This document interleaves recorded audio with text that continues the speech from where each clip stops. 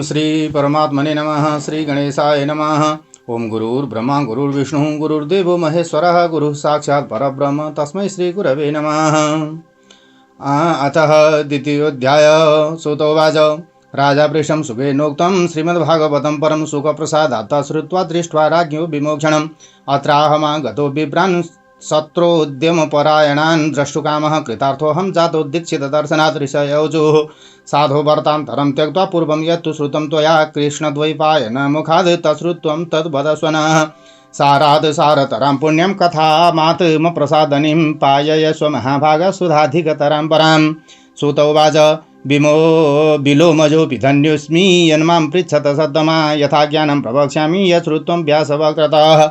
एकदा नारदो गच्छन् नरनारायणालयं तापसर्वोऽपि सिद्धैर्देवैरपि विनिसेवितं बदर्यक्षामलर्विल्वैराम्रैराम्रातकैरपि कपितैर्जम्बुनिपाद्यैर्वृक्षैरन्यैर्विराजितं विष्णुपादोदकी पुण्यालकनन्दास्ति तत्र च तत्र गत्वा नमद्देवं नारायणमहामुनिं परब्रह्मणि संलग्नमानसं स जितेन्द्रियं जितारिषट्कमलं प्रस्फुरद् बहुलप्रभं नमस्कृत्वा च साष्टाङ्गं देवदेवं तपस्विनं कृताञ्जलिपुटो भूत्वा तुष्टाव नारदो विभुम्। नारद उवाच देवदेव जगन्नाथ कृपाकुपार सद्पते सत्यव्रतस्त्रिसत्योऽसि सत्यात्मा सत्यसम्भव सत्ययोनि नमस्तेस्तु त्वामहं शरणं गतः तपस्तेऽखिलशिक्षार्थं मर्यादा स्थापनाय च यथैकेन कृतात् पापात् कलो मज्जन्ति मेदिनी तथैवैककृतात् पुण्यात् तारतीयं न संशयः। कृतादिषु यथा पूर्वमेककृत् तत् समस्तगं तादृक्स्थितिं निराकृत्य कलौ कर्तैव केवलं लिप्यते पुण्यपापाभ्यामिति ते तपसि स्थितिः भगवन् प्राणिनः सर्वे विषयासक्तमानसा दारापत्यगृहासक्तास्तेषां हितकरं चेत् ममापि हितकृत् किञ्चित् विचार्य भक्तुमर्हसि त्वन्मुखात् श्रोतुं कामोऽहं ब्रह्मलोकादिहागतः उपकारप्रियो विष्णुरिति वेदे विनिषिद्धं तस्मात् लोकोपकाराय कथासारं वदाधुना यस्य श्रवणमात्रेण निर्भयं भिन्नते परं। नारदस्य वचः श्रुत्वा प्रहस्य भगवान् ऋषिः कथां कथितुमारेभे पुण्यं भुवनपाविनीं। श्रीनारायण उवाच गोपाङ्गना पदन पंकज षड्पदस्य रासेश्वरस्य रसिकाभरणस्य पुंसः वृन्दावने विहरतो ब्रजभर्तुरादे पुण्यं कथां भगवत शृणु नारद त्वं चक्षुर्निस्मेष पततो जगतां विधाता तत्कर्म वत्स कथितुं भुवि कः समर्थः त्वं चापि नारद मुखे भगवच्चरित्रं जानासि सारसरसं वचसामगम्यम् तथापि वक्षे पुरुषोत्तमस्य महात्म्यमत्यद्भुतमादरेण दारिद्र्यवैधव्यकरं यशस्यं सत्पुत्रदं मोक्षदमा सुसेव्यं। नारद उवाच पुरुषोत्तमस्तु को वेदो माहात्म्यं तस्य किं मुने अत्यद्भुतमिवा भाति विस्तरेण वदस्व मे। सूत उवाच नारदोक्तं वचः श्रुत्वा मुनिनारायणो ब्रवीत् समाधाय मनः सम्यक् मुहूर्तं पुरुषोत्तमे। श्रीनारायण उवाच पुरुषोत्तमेति मासस्य नामाप्यस्ति सहेतुकं तस्य स्वामी कृपासिन्धुः पुरुषोत्तम उच्यते ऋषिभिः प्रोच्यते तस्मान् मासः श्रीपुरुषोत्तमः तस्य व्रतविधानेन प्रीतः स्यात् पुरुषोत्तमः। नारद उवाच सन्ति मध्वादयो मासा स्वेश्वरास्ते श्रुता मया तन्मध्ये न श्रुतो मासः पुरुषोत्तम संज्ञकः पुरुषोत्तमस्तु को मासस्तस्य स्वामी कृपानिधिः पुरुषोत्तमः कथं जातस्तन्मे ब्रूहि कृपानिधे स्वरूपं तस्य मासस्य सविधानं वद प्रभो किं कर्तव्यं कथं स्नानं किं दानं तपसद्पदे जप पूजोपवासादि साधनं किं च भण्यतां तुष्यति कृतेन को वेदः किं फलं वा प्रयच्छति एतदन्यच यत् किञ्चित् तत्त्वं ब्रूहि तपोधन अनापृष्टमपि ब्रूयुः साधवो दीनवत्सलाः नरा ये भुवि जायन्ते परभाग्यानुवर्तिनः दारिद्र्यपीडिता नित्यं रोगिणः पुत्रकाङ्क्षिणः जडामुखा दाम्भिकाश्च विद्याहीन विद्याकुचैलिनः नास्तिका लम्पटा नीचा जर्जरा परसेविनः नष्टा साभग्न संकल्पा क्षीण तत्वा कुरूपिणः रोगिणः कुष्ठिनो व्यंगा नेत्रहीना सकेजन इष्टमित्र कलत्राप्त पितृमातृवियोगिनः शोक दुःखादि शुष्कांगा स्वेष्ट वस्तु विवर्जिता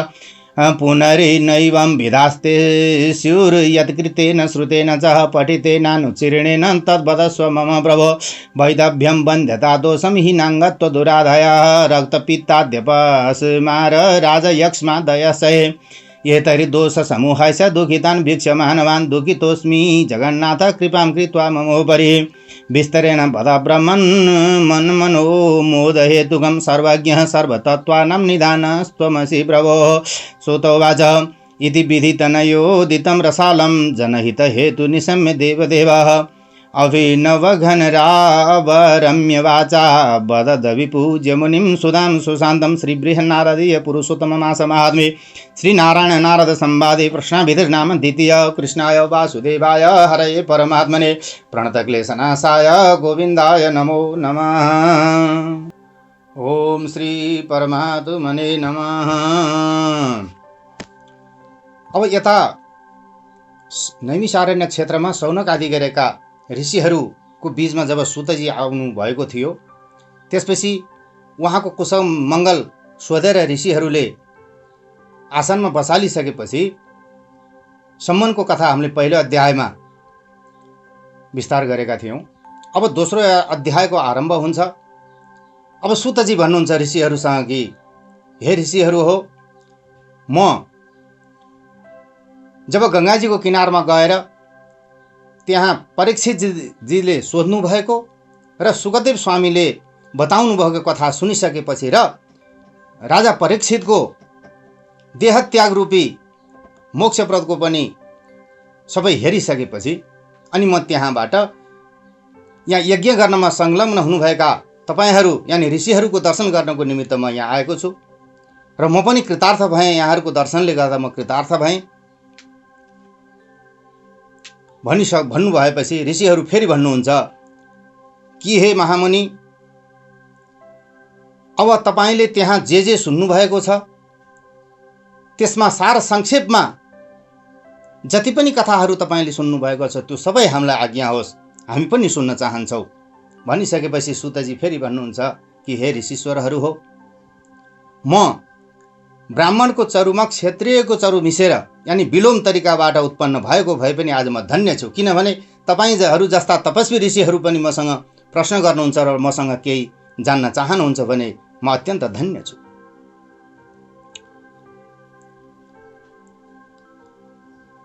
अब एक दिन नारद मुनि नरनारायणको आश्रममा जानुभएछ। त्यो नरनारायणको आश्रम कस्तो थियो त भन्दा धेरै मुनिहरूले देवताहरूले सिद्धहरूले भरिएको त्यो आश्रम थियो, जहाँ विभिन्न प्रकारका जानी वृक्षहरू जस्तै अमला, बेल, आँप, लप्सी, ज्यामिर, कदम्ब इत्यादि वृक्षहरूले भरिएको सुशोभित भएको थियो। त्यहाँ नरनारायण भगवानको नजिकै गङ्गाजी तथा अलकनन्दा आदि गरिएका नदीहरू पनि थिइन् र त्यहाँ पुगिसकेपछि परब्रह्ममा लीन भएका, इन्द्रियहरूलाई जितेका, कामक्रोध लोभ मोह मद मात्सर्य आदि 6वटै शत्रुहरूलाई जितेका, आफ्नो वशमा पारेका यस्ता देवताका पनि देवता तपस्वी नारायणलाई साष्टाङ्ग दण्डवत गरेर नारायणलाई जनी अब स्तुति गर्न लाग्नुहुन्छ नारद कि हे देवदेव, हे जगन्नाथ, हे कृपा सागर, तपाईँ सत्यव्रत हुनुहुन्छ, त्रिसत्य हुनुहुन्छ, सत्य आत्मा हुनुहुन्छ, सत्य सम्भव हुनुहुन्छ, तपाईलाई नमस्कार छ। म यहाँको शरणमा परेको छु।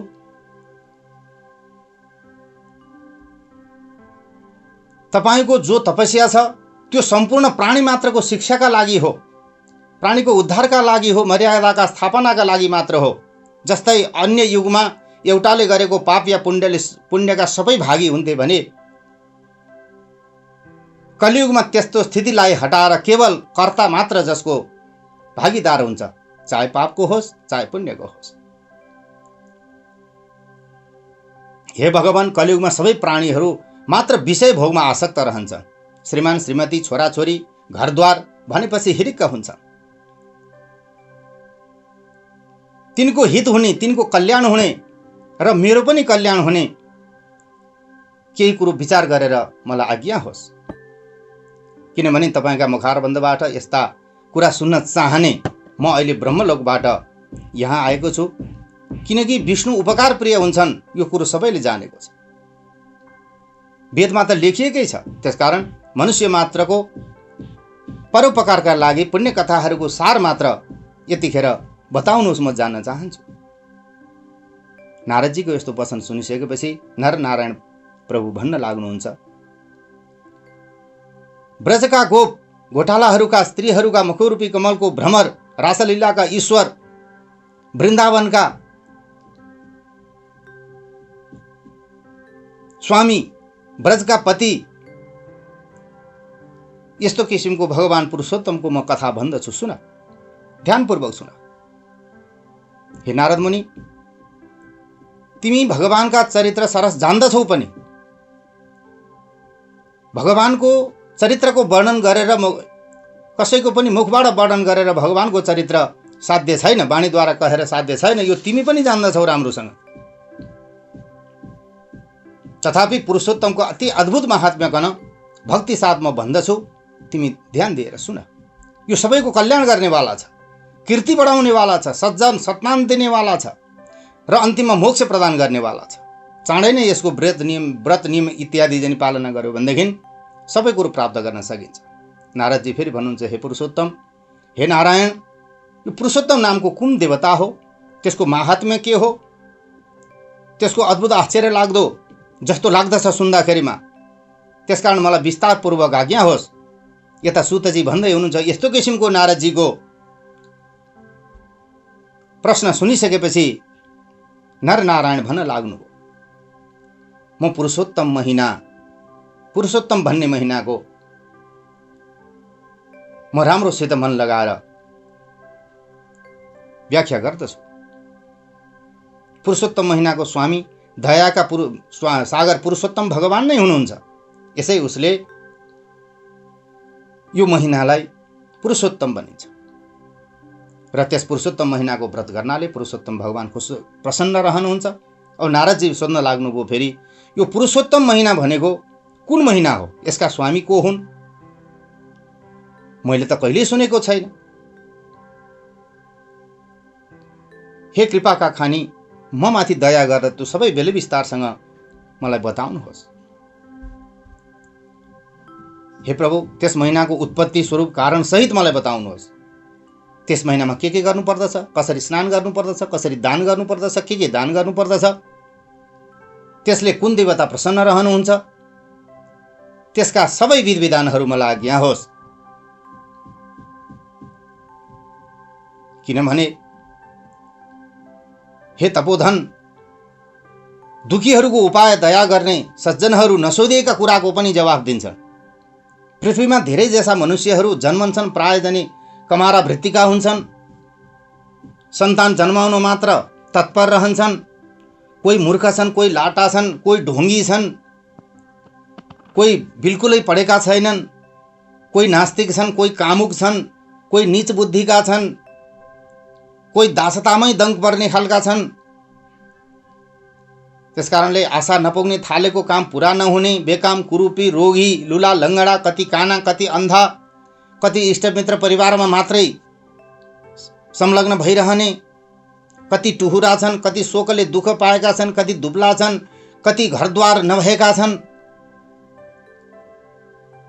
त्यसकारण त्यो सबै त्यसका उपायहरू मलाई आज्ञा होस्। विधवा हुनु नपर्ने, चाँडै बाँझी नरहनु पर्ने, रहन नपर्ने, लुला लङ्गडा, खोरुन्डे इत्यादि नजन्मने, नराम्रा रोग नलाग्ने,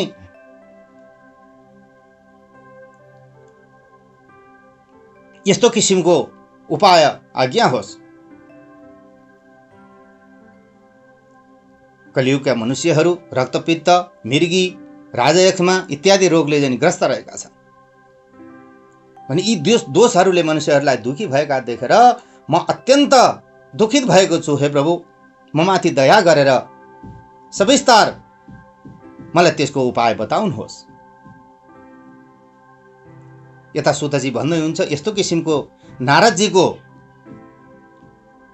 कुरा सुनिसकेपछि भगवान नरनारायण नारदजीलाई केही सान्त्वना दिँदै समस्त जनताको कल्याणको कारण भएको परोपकारी चाखलाग्दो वचन सुनेर देवताका पनि देवता नारायण प्रभुले चन्द्रमा जस्ता शान्त मुनि नारदलाई मनैले पूजा गरेर यानी स्वागत गरेर मेघको ध्वनि जस्तो गम्भीर वचनमा केही भन्न लाग्दै हुनुहुन्छ भन्ने कथा यस पुरुषोत्तम महात्म्य मास महात्म्यको दोस्रो अध्यायबाट विस्तार गरियो। श्री हरै नमः। अब म भोलि फेरि तेस्रो अध्याय लिएर उपस्थित हुने नै छु। हस्, नमस्कार।